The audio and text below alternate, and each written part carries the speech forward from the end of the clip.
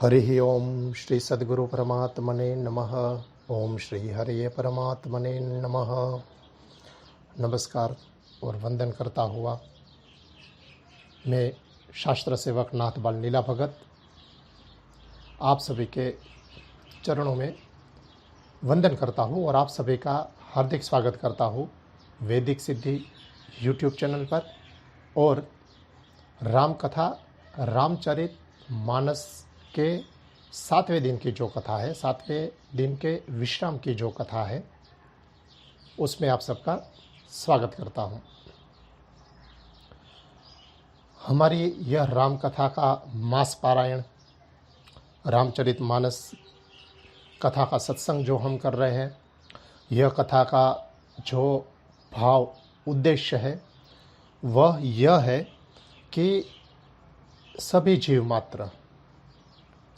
मात्र की रोग प्रतिकारक शक्ति बढ़े और सभी जीव अभी जो महामारी चल रही है उनके सामने जूझ सके, ऐसी भगवान से प्रार्थना करते हुए तुलसीदास जी ने तीनों ताप हरने वाला जो राम राज्य है उनकी जो चौपाई लिखी हुई है वो चौपाई का गान करेंगे और फिर कथा सागर में डूब जाएंगे। आप भी गाइएगा।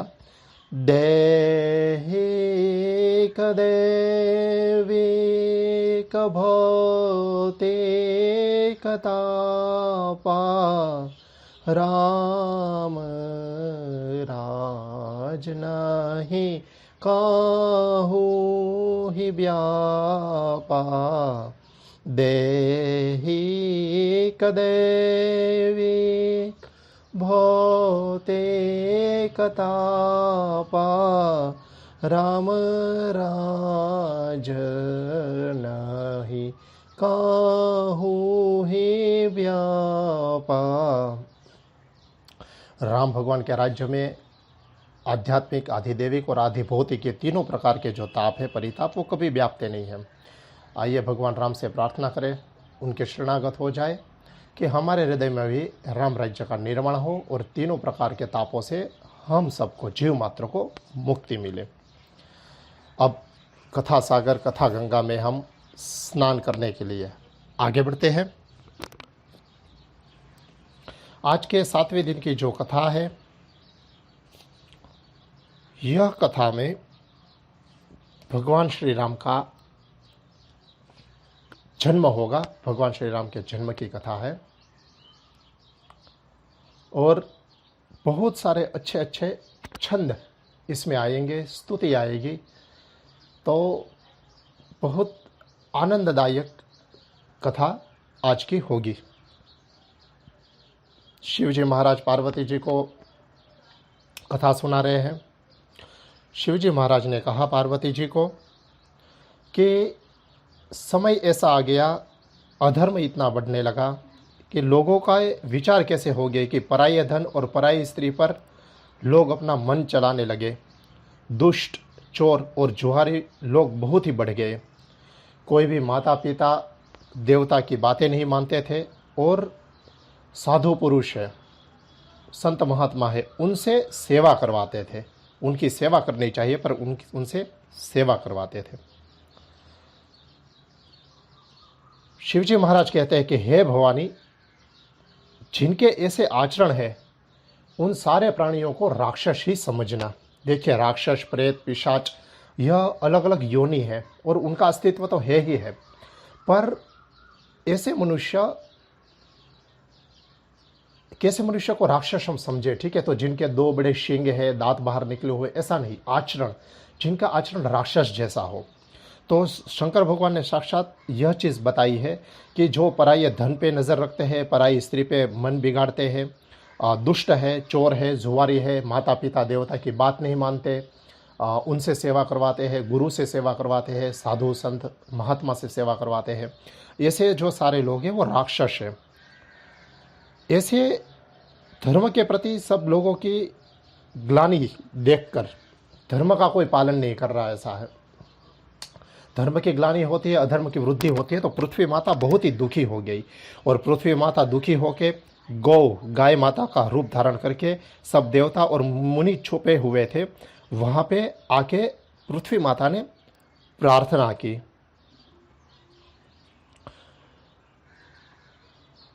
पर ब्रह्मा जी, देवता मुनि सब थे, तो ब्रह्मा जी ने कहा कि मेरे वश में तो अब कुछ नहीं है। देवता भी यही कहने लगे कि हे धरती माँ, आप मन में धीरज धारण कर लो और श्री हरि का स्मरण करो। अब उनमें से कोई लोग कहता है कि चलो वैकुंठपुरी चले जाए, कोई कहता है कि क्षीर समुद्र में प्रभु निवास करते वहाँ चले जाए। अब शिवजी महाराज पार्वती जी को कहते हैं कि उस समाज में मैं भी था, शिवजी महाराज भी वहाँ हाजिर थे। तो शिवजी महाराज ने बहुत ही अच्छी बात की, सब लोग थे वहाँ पे। हरि व्यापक सर्वत्र समाना,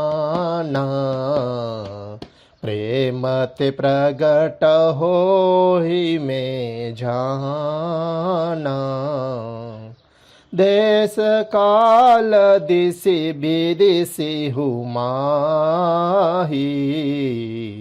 कहु सो कहा जहाँ प्रभु नाही।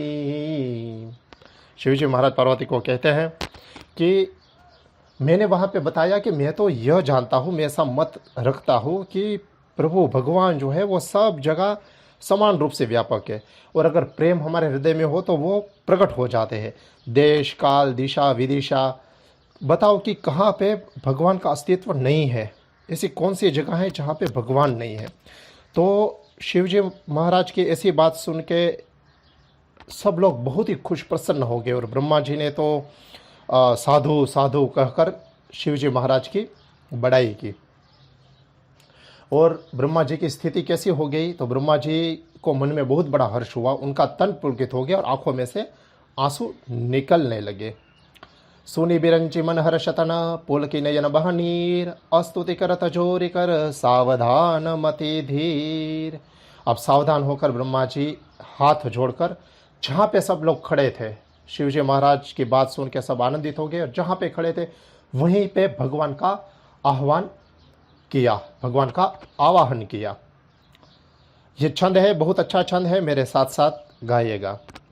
जय जय सुरनायक जन सुखदायक, प्रणत पाल भगवंता, गोद्विज हितकारी, जय असुरारी, सिंधु सुता प्रिय कंता, पालन सुरधरणी, अद्भुत करणी, मरम न जानई कोई, जो सहज कृपाला, दीन दयाला, करहु अनुग्रह सोई। जय जय अविनाशी, सब घटवासी, व्यापक परमानंदा, अभिगत गोतीतम, चरित पुनीतम, माया रहित मुकुंदा, जेहि लागी विरागी, अति अनुरागी, विगत मोह मुनि वृंदा, निशि बासर ध्यावहि, गुणगण गावहि, जयति सच्चिदानंदा। जेहि सृष्टि उपाई, त्रिविध बनाई, संग सहायन दूजा, सो करऊ अघारी, चिंता हमारी, जानिय भगति न पूजा। जो भव भय भंजन, मुनि मनरंजन, गंजन विपति बरूथा, मन बच क्रम बानी, छाड़ी सयानी, सरन सकल सुर जूथा। शारद श्रुति शेषा ऋषय अशेषा, जा कहु को नहीं जाना, जय हिंदी न पियारे वेद पुकारे, द्रव उसो श्री भगवाना, भव वारिधि मंदर सब विधि सुंदर, गुण मंदिर सुख पुंजा, मुने सिद्ध सकल सुर परम भयातुर, नमत नाथ पद कंजा।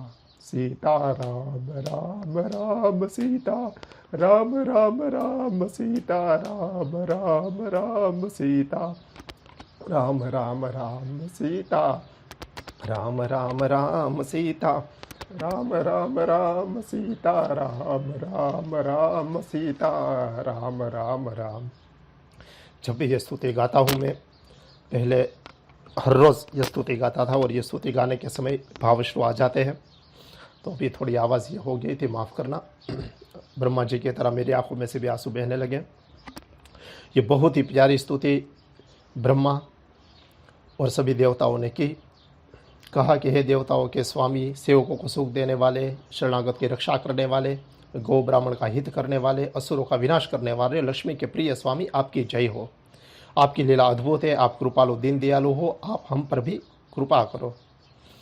आप सबके हृदय में निवास करने वाले अंतर्यामी हैं, माया से रहित मुकुंद मोक्षदाता है। मुनि वृंद भी सब मिल के आपकी प्रेमी बनकर अत्यंत अनुराग से आपका रात दिन ध्यान करते हैं, समूह का गान करते हैं। ऐसे सच्चिदानंद आपकी जय हो। आपने किसी के भी सहाय के बिना ये सृष्टि के निर्माण किया हुआ है। हम ना भक्ति जानते हैं, ना पूजा जानते हैं, और ये संसार जन्म मृत्युदायक जो संसार है उसका आप नाश करने वाले हो। मुनियों को मन को आनंद देते हो, विपत्तियों का समूह का नष्ट करते हो। हम सब देवताओं के समूह मन वचन और कर्म से चतुराई करने की बात छोड़कर भगवान आपके शरणागत हुए हैं। देखो, किसी के शरण जाना हो तो चतुराई बुद्धि ये सब छोड़ना पड़ता है। दादा भगवान बहुत अच्छी बात बताते हैं कि आध्यात्मिकता में जिसके आगे बढ़ना हो उसकी बुद्धि शून्य होनी चाहिए, वैसा है।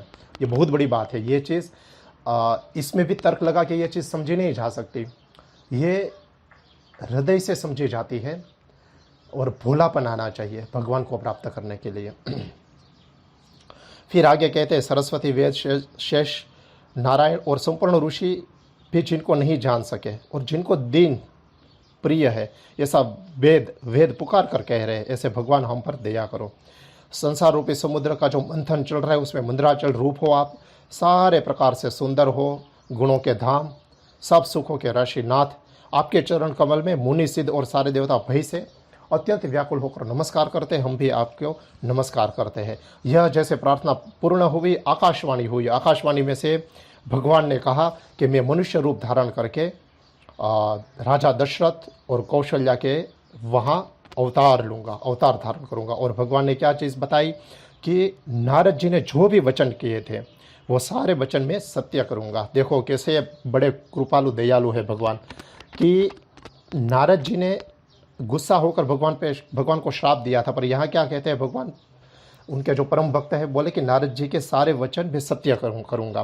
तो भगवान ने यहाँ से ही बता दिया कि नारद जी के सारे वचन सत्य करना मतलब कि मनुष्य रूप में अवतार तो धारण करूँगा ही करूँगा, पर नारद जी ने दूसरा क्या श्राप दिया था कि नारी के वियोग में तुम्हें रहना पड़ेगा। तो भगवान के ललित नर लीला जो थी, तो भगवान को पहले से पता था कि सीता माता का वियोग मुझे सहन करना होगा। तो भगवान ने आकाशवाणी के द्वारा यह चीज़ बता दी। अब भगवान ने आकाशवाणी के द्वारा यह बताई, सभी देवी देवता को आनंद प्राप्त हुआ, सब अपने अपने लोक में चले गए। पृथ्वी माता भी गाय का रूप छोड़ के पृथ्वी में समा गई और देवताओं को आदेश दिया गया। तो सभी देवता ने क्या किया कि भगवान आए उससे पहले सभी देवता वानर के रूप में आए और अपनी अपनी जगह पे चले गए, और सभी जिसको बोलते हैं कि अपनी अपनी जगह पे सुरक्षित स्थान ढूंढ के वहाँ पे वो रहने लगे और अपनी सुंदर सेना बनाकर हर जगह पे वो छा गए। अब राजा दशरथ का चरित्र की शुरुआत होती है। अवधपुरी रघु कुलमणिराऊ वेद विदित तेहि दशरथ नाऊ धर्म धुरंधर गुण निधि ज्ञानी हृदय भगति मति सारंग पानी। अवधपुरी में रघुकुल शिरोमणि दशरथ नाम के राजा है, जिनका नाम वेदों में विख्यात है, और वो क्या है, धर्म धुरंधर है, सकल गुण सारे गुणों के वो ज्ञानी हैं, और उनके हृदय में शांग धनुष्य धारण करने वाले भगवान की भक्ति, भगवान के वो परम भक्त थे, और उनकी बुद्धि भी उनमें लगी रहती थी। अब दशरथ राजा धर्म धुरंधर थे, नीतिवान थे, भगवान के परम भक्त थे, पर उनको एक बात का दुख रहता था कि उनको कोई संतान नहीं था। तो यह बात अपने गुरु वशिष्ठ को वो बताते हैं, अपना सारा सुख दुख। अब गुरु वशिष्ठ ने उसको बहुत प्रकार से समझाया और कहा कि आप धीरज धरो, आपको 4 पुत्र होंगे जो तीनों लोक में बहुत ही प्रसिद्ध और भक्तों के भय को हरने वाले होंगे। वशिष्ठ जी ने श्रृंगी ऋषि को बुलाया और पुत्र कामेष्टि यज्ञ करवाया। भक्ति सहित आहुतियाँ देने पर यज्ञ में से अग्निदेव प्रकट हुए, और अग्निदेव ने जो हविष्यान पायस लेके बाहर निकले, और अग्निदेव ने कहा कि यह जो हविष्यान पायस है आपकी पत्नियों को आप खिला दो प्रसाद के रूप में, तो आपके वहाँ संतान की प्राप्ति होगी।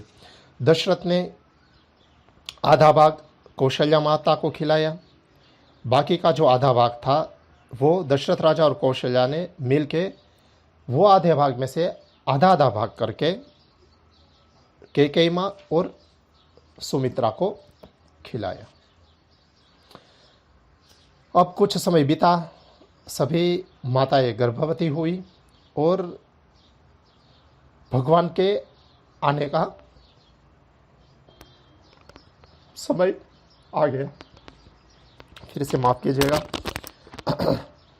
मैं जब भी ये स्तुति आती है, ये बात आती है, तो थोड़ा भाव में आ जाता हूँ, मैं अपने अश्रु को रोक नहीं पाता, वैसा है। जोग लगन ग्रह बार अतिथि सकल भये अनुकूल चर अरु अचर हर्ष जुत राम जन्म सुख मूल। योग लग्न ग्रह वार तिथि सभी अनुकूल हो गए, जड़ और चेतन सब आनंदित हो गए, क्योंकि यह श्री राम भगवान के जन्म के सुख का मूल है। आइए मेरे साथ गाइए बहुत ही सुंदर चौपाई। नवमी तिथि मधु मास पुनीता शुक्ल पक्ष अभिजित हरिप्रीता मध्य दिवस अति शीतन धामा पावन काल लोक विश्रामा। क्या समय आया, पवित्र चैत्र का महीना था, नवमी तिथि शुक्ल पक्ष था, और भगवान का जो अति प्रिय है वो अभिजित मुहूर्त था। दोपहर का समय था, ना बहुत सर्दी थी ना धूप गर्मी थी। यह समय जो है ये पवित्र समय है और सब लोगों को शांति देने वाला यह समय था। देखिए चैत्र मास परम पवित्र मास है। आपने अगर मेरा आगे का वीडियो ना देखा हो तो दूसरे नंबर का जो वीडियो है वो कृपया करके देखिएगा, उसमें मैंने परम पवित्र चैत्र मास का महत्व दर्शाया है। और देखो इस चैत्र मास में ही ब्रह्मा ने सृष्टि कार्य का आरंभ किया था, नवरात्रि माता जी की आती है, और यह चैत्र मास में पृथ्वी जो है प्रकृति है वो नवपल्लवित हो जाती है, वैसा है। तो सभी प्रकार से बहुत श्रेष्ठ और सुंदर समय आया। अब ब्रह्मा जी ने भगवान के प्रकट होने का अवसर जाना तो सारे देवता विमान सजाकर आने लगे। सभी देवताओं ने पुष्प बरसाना शुरू कर दिया, हर जगह पे धम धम नगाड़े बजने लगे, नाग मुनि देवता सब स्तुति करने लगे। सूर समूह विनती करी पहुँचे निज निज धाम, जग निवास प्रभु प्रगटे अखिल लोक विश्राम। देवताओं के समूह विनती करके अपने लोक में जा पहुँचे और समस्त लोगों को शांति देने वाले जगत आधार प्रभु जे ये सारे जगत पृथ्वी पर सब ब्रह्मांड जितने भी ब्रह्मांड है, ठीक है, अभी हम तो एक ब्रह्मांड एक पृथ्वी में हम रहते हैं, इतने जितने भी ब्रह्मांड है सारे ब्रह्मांड जो है उसके आधार रूप भगवान जो है वो भगवान प्रकट हुए। बोलिए श्री रामचंद्र भगवान की जय। राम जन्म की सबको बधाई हो। आइए, भगवान राम का जन्म हुआ है तो उनके आनंद में यह स्तुति गाइए, मेरे साथ साथ आप भी गाना। भय प्रगट कृपाला दीन दयाला कौसल्य हितकारी हर्षित महतारी मुनिमानहारी अद्भुत रूप विचारी लोचनयाभिरामा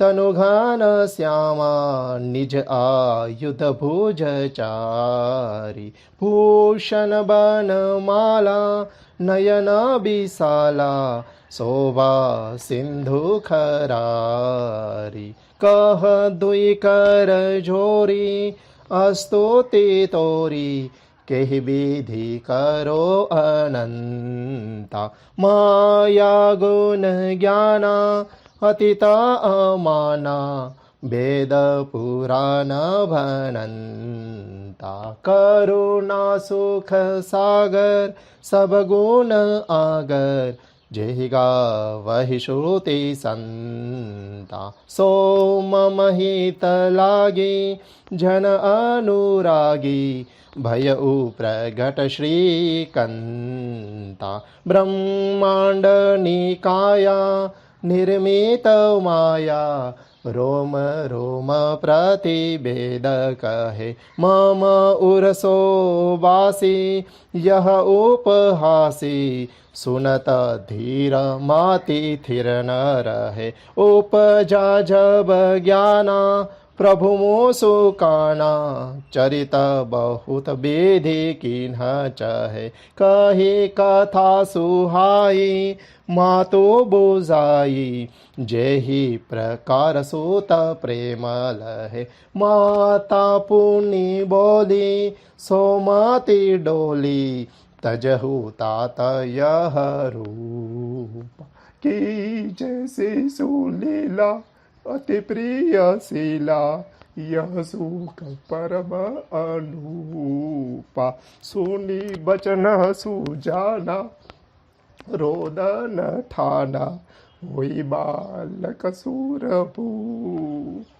यह चरित जय गावहि हरिपद पावहि तेन परहि भवकूप सीता राम राम राम सीता राम राम राम सीता राम राम राम सीता राम राम राम।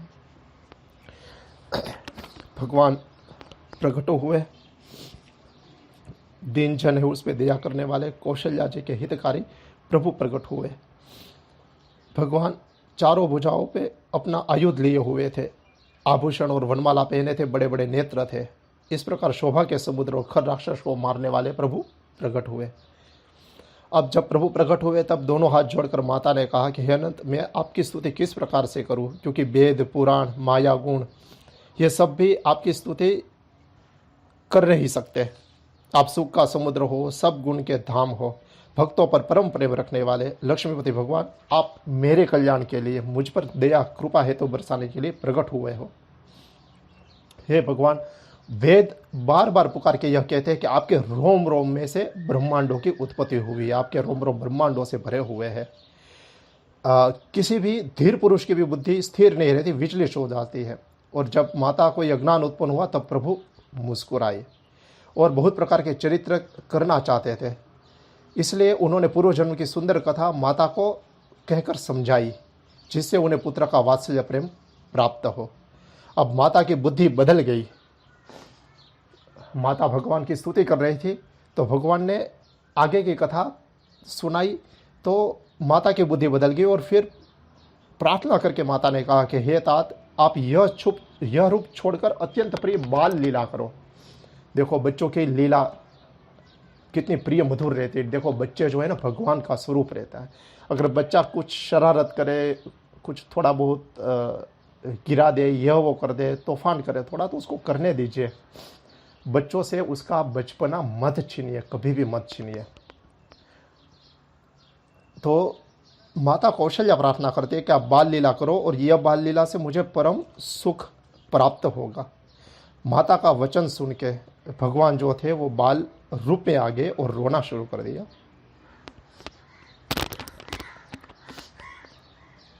तुलसीदास जी कहते हैं इस चरित्र का जो कोई भी गान करता है वो निश्चित ही हरिपद को प्राप्त होता है और ये संसार रूपी कूप यानी कुएं में कभी गिरता नहीं। फिर से एक बार जय जयकारा भगवान रामचंद्र का लगा दीजिए। बोल श्री रामचंद्र भगवान की जय। राम जन्म की सबको बधाई हो, बधाई हो, बधाई हो। विप्रधेनु सुर संतहित लीन मनुज अवतार निज इच्छा निर्मित तनु माया गुण गोपार। भगवान के अवतार का कारण क्या था? तो ब्राह्मण, गाय माता, देवता और संतों के लिए भगवान ने मनुष्य अवतार धारण किया और उनका दिव्य शरीर अपनी इच्छा से ही भगवान ने बनाया। अब जैसे ही बालक के रोने की आवाज़ आई तो वहाँ पे जो दासियाँ थी वो दौड़ के आके दशरथ राजा को यह समाचार सुनाया। जैसे दशरथ राजा ने यह समाचार सुने और वो ब्रह्मानंद में डूब गए। भगवान जहाँ पे आते हैं वहाँ पे ब्रह्मानंद, आत्मज्ञान, ये सारी चीज़ें तो अपने आप प्राप्त हो जाती है, प्रयत्न नहीं करना पड़ता भाई, सारी चीज़ें साहजिक हो जाती है। भगवान के नाम में, भगवान के रूप में, भगवान के शरीर में इतनी ताकत है। तो दशरथ राजा ब्रह्मानंद में डूब गए। जो दासिया उसको यह समाचार सुनाने आए थे उनको आभूषण दे दिया। गुरु वशिष्ठ जी के पास पहुँचे। गुरु वशिष्ठ जी को समाचार सुनाए। गुरु वशिष्ठ जी भी ब्राह्मणों के साथ आए, भगवान राम का दर्शन किया और सब जगह आनंद और उत्सव होने लगे। तभी समाचार मिले कि कैकेयी और माँ सुमित्रा ने भी संतानों को, पुत्रों को जन्म दिया है। तो दशरथ राजा के आनंद जो है वो 2 गुना 4 गुना हो गया और पूरे अयोध्या में देखो तो इतना आनंद उत्सव होने लगा कि बात मत पूछिए। और यह उत्सव ऐसा कहा जाता है कि सूर्य नारायण भगवान, क्योंकि सूर्य कुल में भगवान राम ने जन्म लिया था तो अपने कुल में साक्षात भगवान आए, इसलिए सूर्य नारायण भगवान भी इतने आनंदित हो चुके कि वो अपने जगह से, स्थान से हिले ही नहीं। और ऐसे ही कितने दिनों बीत गए, जैसे बोलते हैं कि 1 महीने भर का समय चला गया, पर किसी को यह पता नहीं चला, यह रहस्य कोई नहीं जानता। देखो गिरनार की एक कथा है जहाँ पे किसी माता पिता को संतान नहीं हो रही थी, उसने वहाँ पे दत्त महाराज से कुछ तो मन्नत मांगी थी, प्रार्थना की थी, बच्चे का जन्म हुआ। मन्नत पूरी नहीं करने जा सके थे। फिर कुछ समय के बाद वो गए वहाँ पे, आगे जा रहे थे, पूजा कर रहे थे, तो बेटे को बोला कि तू यह फूल या बेल का पत्ता तोड़ के आ। तो वो आगे गए, उसको साधु कोई पुरुष मिले, उसने बोला बेटा चल मेरे साथ। वो बेटा गया उसके साथ, कहीं तो गुफा में लेके गए और यहाँ माता पिता उसके इंतज़ार कर रहे हैं, पर बेटा आया ही नहीं। रोने लगे, कहाँ चला गया, यहाँ ढूंढा वहाँ ढूंढा, कंप्लेंट फाइल करवाई, मिला ही नहीं। रोते रोते वो चले गए अपने गाँव। अब 1 साल का समय बीता। उसी दिन माता पिता फिर से गिरनार पर्वत पे आए, वो उस जगह पे आए तो वहाँ उसका बेटा वो बेल या फूल जो है, बेल का पत्ता या फूल लेके आए। तो माता पिता रोने लगे, उसको समझ नहीं आया और वो बेटे को पूछा कि तू कहाँ था ये वो। तो बेटा तो बोलता है कि मैं यहीं पे था, अभी तो फूल और पत्ता लेके आया हूँ। तो वो बच्चे के लिए साधु पुरुष उनको गुफा में लेके गए थे, उसको वहाँ गुफा दिखाई, खाना खिलाया। तो बच्चे के लिए तो सिर्फ वो 15-20 मिनट, आधा घंटे का समय था, यहाँ पे 1 साल बीत गया। तो देखो यह सारी चीज़ें हम ये वैज्ञानिक तौर पे भी कहते हैं ना कि पृथ्वी के बाहर जाते हैं, अगर हम बाहर चले जाए तो कुछ दिन और रात के परिमाण जो है चेंज हो जाता है। कोई अगर दूसरे ब्रह्मांड या दूसरी जगह चला जाए तो यहाँ पे कितने साल बीत जाएंगे, वो वहाँ पे आएगा तो उनके कुछ दिन बीते होंगे, यहाँ पे कितने साल चले जाएंगे, वैसा है। तो यहाँ पे भी ऐसा ही हुआ कि 1 महीना बीत गया, किसी को पता नहीं चला। अब योग्य समय आया तो नामकरण संस्कार की पूजा का प्रारंभ हुआ। गुरु वशिष्ठ जी ने नामकरण संस्कार देना शुरू किया। अब गुरु वशिष्ठ जी कहते हैं कि जो साक्षात भगवान है, ठीक है, उनके तो कितने अनुपम नाम है, फिर भी मैं अपने बुद्धि के अनुसार इनका नाम रखूँगा। जो आनंद सिंधु सुख राशि, सी करते त्रैलोक सुपासी, सो सुख धाम राम असनामा, अखिल लोकदायक विश्रामा। ये जो आनंद के समुद्र है और सुख की राशि है, ऐसे आनंद सिंधु के कण से तीनों लोग सुखी होते हैं। इसलिए आपका ये जो सबसे बड़ा है उसका नाम राम हम रखेंगे, जो सुख का भवन है और संपूर्ण लोगों को शांति देने वाला है, और जो संसार का भरण पोषण करता है। इसलिए आपका जो दूसरा पुत्र है उनका नाम भरत होगा, जिनके स्मरण मात्र से शत्रु का नाश होता है, इसलिए वेदों में प्रसिद्ध इनका नाम शत्रुघ्न होगा। अब जो शुभ लक्षणों के धाम है, श्री राम जी के प्यारे और सारे जगत के आधार है, गुरु वशिष्ठ जी ने उनका नाम लक्ष्मण ऐसा श्रेष्ठ नाम रखा। बोलिए श्री राम भगवान की जय, भरत महाराज की जय, शत्रुघ्न महाराज की जय, लक्ष्मण भैया की जय। ऐसे नामकरण संस्कार पूर्ण हुए। फिर भगवान अपनी बाल लीलाएं करते हैं, मीठे मीठी प्यारी प्यारी बातें बोलते हैं, यहाँ वहाँ दौड़ते हैं। दशरथ राजा और तीनों रानियाँ उसके पीछे दौड़ते हैं। सभी को भगवान राम के प्रति बहुत प्यार है।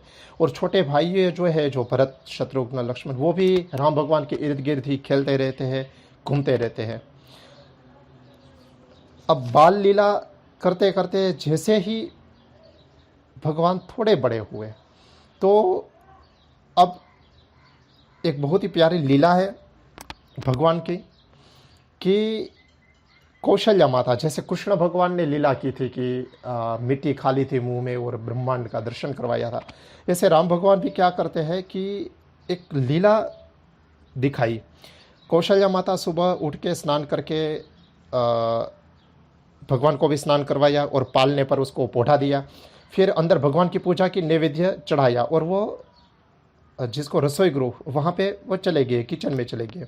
तो राम भगवान बाहर आए, पालने पर से निकले बाहर घोड़िए में से, और जहाँ नैवेद्य रखा था भगवान का वो खाने लगे। तो कौशल्या माता को आवाज़ आई, पता चला, तो नैवेद्य खाते हुए भगवान को देखा और वो आश्चर्यचकित हो गई और दौड़ के वो पालने में गई। तो वहाँ पे भी भगवान दिखाई दिए बाल स्वरूप में, और यहाँ पे भी भगवान। तो उसकी मति भ्रम हो गई और लगा कि यार कि ये क्या है, क्या विशेष कारण है। तो माता को ऐसे घबराए हुए देख भगवान हंसने लगे, और भगवान ने फिर अपने माता को अद्भुत रूप दिखलाया और एक एक रूम में करोड़ों ब्रह्मांड उसको दिखने लगे। अब जैसे कृष्ण भगवान ने माया से वो जो भी हुआ था घटना को वापस खींच लिया, ऐसे भगवान राम ने भी किया। कौशल्या माता जो भी प्रसंग बना था वो भूल गई। अब चारों बालक बच्चे बड़े हुए तो उनका चूड़ाकर्म संस्कार पूर्ण किया गया। कुमारावस्था को वो प्राप्त हुए, तब उनको यज्ञोपवीत संस्कार दिलाया गया। देखो, यज्ञोपवीत संस्कार है वो सभी वर्ण के लोग ले सकते हैं, ऐसा है, हमारे शास्त्र ऐसा बताते हैं। राम भगवान ने क्षत्रिय कुल में जन्म लिया था, उसने यज्ञोपवीत धारण किया। आज भी काफ़ी लोग जो है ब्राह्मण कुल के अलावा वो भी यज्ञोपवीत धारण करते हैं। अब यज्ञोपवीत धारण करने के बाद गुरु आश्रम में विद्या प्राप्त करने के लिए गए, और वहाँ पे अल्पकाल में ही चारों भाइयों ने सारी विद्या प्राप्त कर ली। सारी विद्या प्राप्त करके वापस अयोध्या लौट आए। भगवान राम की दिनचर्या कैसे रहती थी? सुबह उठ के ही वो अपने माता पिता और गुरु को नमस्कार करते थे, उनके चरणों में अपना शीश नवाते थे। देखिए, यह चीज़ बहुत ज़रूरी है, वैसा है। और जो मैं कर रहा हूँ वो चीज़ ही आपको करने के लिए बोलूँगा। सुबह उठते ही मैं अपने गुरुदेव का स्मरण करता हूँ, उनके मंत्र बोलता हूँ, स्मरण करता हूँ, फिर ही अपना बेड जो पथारी है वो छोड़ता हूँ, ऐसा है। रात को सोते समय बेड पे पड़ा हुआ हूँ, सोते समय सोने से पहले जस्ट नींद आने होने वाली होती है उनसे पहले मैं गुरुदेव का स्मरण और कुछ जो मंत्र है वो मंत्र का स्मरण करके फिर सोता हूँ। माता पिता जब मेरे साथ यहाँ पे होते हैं या मैं उनके साथ रहता हूँ, तब बाहर जब भी निकलता हूँ तब माता पिता का चरण स्पर्श करके, भगवान का पूजा का कपाट है वहाँ वंदन करके, गुरुदेव का चरण स्पर्श करके बाहर निकलता हूँ। तो यह आदत हमें डालनी चाहिए, वैसा है, बड़े लोगों के आशीर्वाद सदैव लेने चाहिए। तो राम भगवान और तीनों भैया, मतलब चारों भाई, ऐसे उनका नित्य क्रम रहता था। अब तुलसीदास जी आगे की कथा कहते हैं कि विश्वामित्र करके महामुनि ज्ञानी थे जो अपने आश्रम में रहते थे और वहाँ पे उसके आश्रम में सदैव जप यज्ञ और योग किया करते थे। परंतु जो राक्षस है मारीच और सुबाहु उनको बहुत परेशान करते थे। यज्ञ में कभी कभार मांस का टुकड़ा डाल दिया, यज्ञ ध्वंस कर दिया, ऐसे किया करते थे। तब विश्वामित्र जी के मन में चिंता छा गई कि इस पापी जो है राक्षस, जो पापी राक्षस है वो भगवान के मारे बिना नहीं मरेंगे। अब उनके मन में विचार आया कि प्रभु ने तो पृथ्वी का भार हरने के लिए अवतार ले लिया है, तो चलो उसी बहाने भगवान के चरण का दर्शन कर लूँगा और उनको लेके आ जाऊँगा, तो उनके साथ रहने का सौभाग्य भी प्राप्त होगा। यह विचार करके वो खूब आनंदित हुए और चल के अयोध्या नगरी में आए। जैसे ही उनके आने का समय हुआ, मतलब समाचार मिले, तो दशरथ राजा बहुत ही खुश हो गए और आके विश्वामित्र जी का ज़ोर शोर से स्वागत किया, उसको बिठाया और सब कुशल क्षेम पूछा। तब विश्वामित्र ने कहा कि सब कुछ ठीक है, पर राक्षस लोग जो है वो हमें ध्यान साधना यज्ञ तप नहीं करने देते, तो आप कृपा करके राम भगवान और छोटे भाई को दीजिए। तब दशरथ भगवान यह सुन के कंपित हो उठे, बहुत दुखी हो उठे और उसने प्रार्थना की कि मेरे चौथेपन में, मतलब बुढ़ापे वृद्धावस्था में मैंने ये चारों पुत्र की प्राप्ति की है, तो आप कृपा करके दूसरे कोई पुत्र को लेके जाइए, पर ये राम जो है वो तो मुझे प्राण से भी ज़्यादा प्यारा है, तो आप कृपा करके दूसरे पुत्र को लेके जाइए, पर राम को ना मांगिए। तब वशिष्ठ मुनि है वो राजा को समझाते हैं। अब वशिष्ठ मुनि के समझाने के बाद राजा का संदेह, दशरथ राजा का संदेह दूर होता है। वो अपने पुत्र राम और लक्ष्मण को आज्ञा देते हैं कि तुम दोनों भाई जाओ और विश्वामित्र जी की रक्षा करो। राम और लक्ष्मण पिता और माता को वंदन करके, गुरु को वंदन करके विश्वामित्र के साथ जाते हैं। जैसे ही मार्ग में वो आगे बढ़ते हैं, तब ताड़का नाम की जो राक्षसी है वह मार्ग में ही आती है और भगवान एक ही बाण से उनके प्राण हर लेते हैं और ताड़का राक्षसी को भगवान अपना खुद का, अपने आप का दिव्य स्वरूप उनको प्रदान करते हैं। अब विश्वामित्र जी के आश्रम में पहुंच जाते हैं। तब मारीच जब आता है और सुबाहु जब आता है, तो मारीच को भगवान बिना फल वाला एक बाण मारते हैं और उनसे मारीच 100 योजन दूर समुद्र के पार जा गिरता है। फिर भगवान सुबाहु को अग्निबाण से मार डालते हैं। छोटे भाई लक्ष्मण सारे राक्षसों की सेना का संहार कर लेते हैं, मार डालते हैं सबको। अब सारे राक्षसों का नाश करके सभी ब्राह्मणों को भगवान निर्भय कर देते हैं। अब विश्वामित्र जो है वो राम भगवान को और लक्ष्मण जी को साथ में लेके चलते हैं और कहते हैं कि चलो अब मेरे साथ साथ चलो, मैं आप दोनों को थोड़ा घुमा के लाता हूँ। अब आगे जाते एक आश्रम दिखाई पड़ता है जहाँ ना तो पशु पक्षी दिखने को मिलते हैं, ना जीव जंतु, कुछ भी नहीं होता। और बड़ी पत्थर की शिला देख के राम भगवान मुनि को पूछते हैं। तब विश्वामित्र मुनि कहते हैं कि यह जो पत्थर है वो महान ऋषि मुनि गौतम नाम के जो मुनि है उनकी स्त्री अहल्या है और शापवश उनको पत्थर का यह देह प्राप्त हुआ है। विश्वामित्र मुनि प्रार्थना करते हैं कि यह जो पत्थर है अहल्या माता है वो आपके चरण कमल की धूल चाहती है, इसलिए हे भगवान आप अपना चरण स्पर्श करवा दीजिए। ये बहुत ही प्यारा छंद है, मेरे साथ यह छंद गाइएगा, बहुत आनंद मिलेगा। पर सतपद पावन शोक न सावन प्रगट भई तप पुंज सही देखत रघुनायक जन सुखदायक सन्मुख होई कर जोरी रही अति प्रेम अधीरा पुलक शरीरा मुख नहीं आवई बचन कही अतिशय बड़ भागी चरण ही लागी जुगल नयन जलधार बही।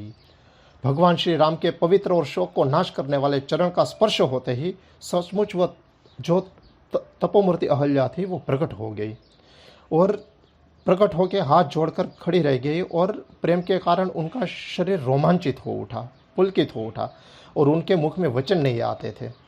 अत्यंत बड़भागिनी अहल्या जो है प्रभु के चरणों में लिपट गई और उनके दोनों नेत्रों से जल बहने लगे, उनकी आंखों में से जो अश्रु बहने लगे और वही अश्रु से उनके भगवान श्री राम के चरण उन्होंने स्नान करवाया, चरण का स्नान कराया, चरण धोए। आगे का चरण धीर झूमन किन्हा प्रभु काहू चिन्हा रघुपति कृपा भगति पाई अति निर्मल बानी स्तुति ठानी ज्ञान गम्य जय रघुराई मैं नारिय पावन प्रभु जग पावन रावण रिपुजन सुखदाई राजीव बिलोचन भव भय मोचन पाही पाही सर नहीं आई। फिर धीरज धर के रघुनाथ जी भगवान से भक्ति प्राप्त की और अत्यंत निर्मल वाणी से स्तुति प्रारंभ की कि हे ज्ञान से जानने वाले रघुनाथ जी भगवान आपकी जय हो। आपने मुझे दर्शन दिया, भक्तों को सुख देने वाले, पवित्र करने वाले, रावण जैसे शत्रु का नाश करने वाले, हे कमलनयन भगवान आप संसार के भय से छुड़ाने वाले हो। मैं आपकी शरण आई हूँ, आप मेरी रक्षा कीजिए, रक्षा कीजिए।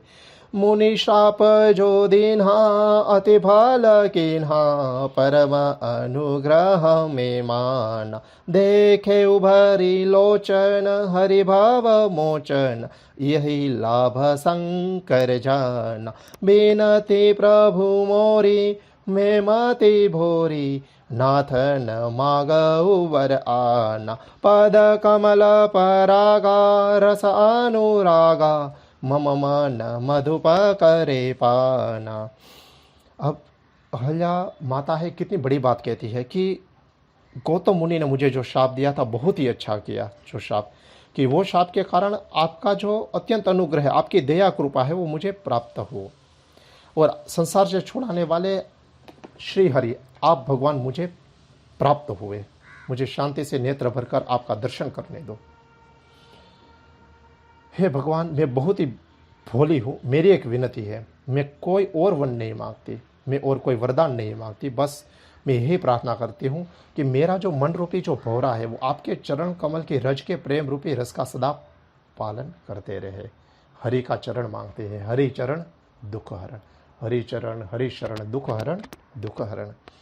अंतिम स्तुति जेहि पद सुर सरिता परमा पुनीता प्रगट भई शिव शीस धरि सोई पद पंकज जेहि पूजित अज मम सिर धरेयु कृपाल हरि एहि भांति सिधारी गौतम नारी बार बार हरि चरण परी जो अति मन भावा सो बारु पावा गए पति लोक आनंद भरी। अंतिम प्रार्थना करती है कि जिन चरणों से परम पवित्र देव नदी जो गंगा माता उत्पन्न हुई है और जिन गंगा माता ने शिव जी ने अपने सिर पर धारण कर लिया है और ब्रह्मा जी सदैव उनकी पूजा करते रहते हैं, ऐसे कृपालु हरि आपने आपके चरण को मेरे मस्तक पर रखा। इस प्रकार स्तुति करती हुई माता अहल्या है भगवान के चरणों में गिरकर नमस्कार प्रणाम वंदन करके कहती है कि आपके चरण में रह के मुझे बहुत ही अच्छा लगा और भगवान से वरदान पाकर गौतम ऋषि की नारी माता स्त्री अहल्या आनंद से भरी हुई पति लोक में चली गई। तुलसीदास जी लिखते हैं यह 7वें दिन का विश्राम का अंतिम दोहा।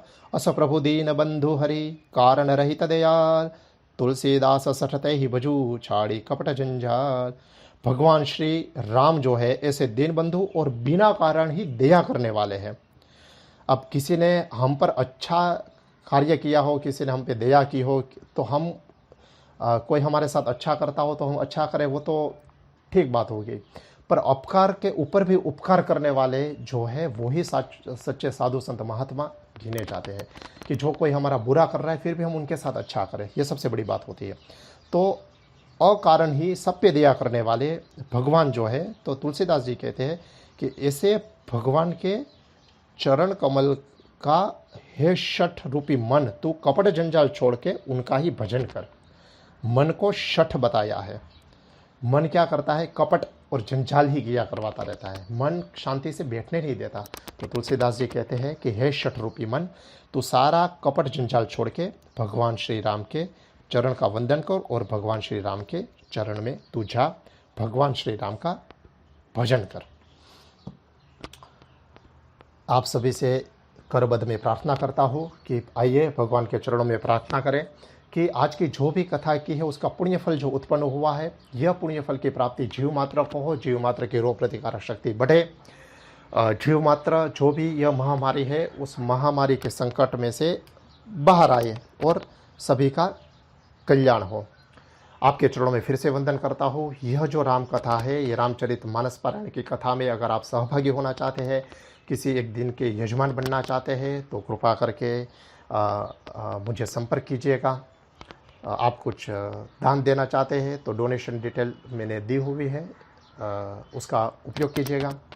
और मैं फिर से प्रार्थना करता हूँ कि आप सभी के जो व्हाट्सएप ग्रुप होंगे, फेसबुक पेज होगा, तो कृपा करके यह जो राम कथा है ये गंगा नदी की तरह परम पवित्र कथा है, तो इसको बहने दीजिए और आप एक निमित्त मात्र बनिए कि यह जो राम कथा रूपी गंगा है, यह गंगा बहाने में आप एक निमित्त मात्र साधन जरिया बनिए और बड़े पैमाने पे मेरी भगवान की यह जो राम कथा है, ठीक है, यह भगवान की राम कथा है।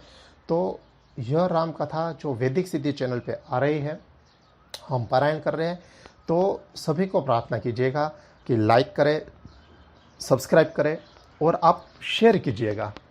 ट्विटर पे, फेसबुक पे, लिंक्डइन पे, जहाँ पे भी सोशल मीडिया पे आपकी प्रोफाइल हो, आप शेयर कीजिएगा ताकि जन जन तक यह कथा पहुँचे। अब साथ में मिलके भगवान महादेव का जय जयकारा लगाते हैं और 7वें दिन की कथा को विश्राम देते हैं। आइए मेरे साथ बोलिए, नमः पार्वती पतये हर हर महादेव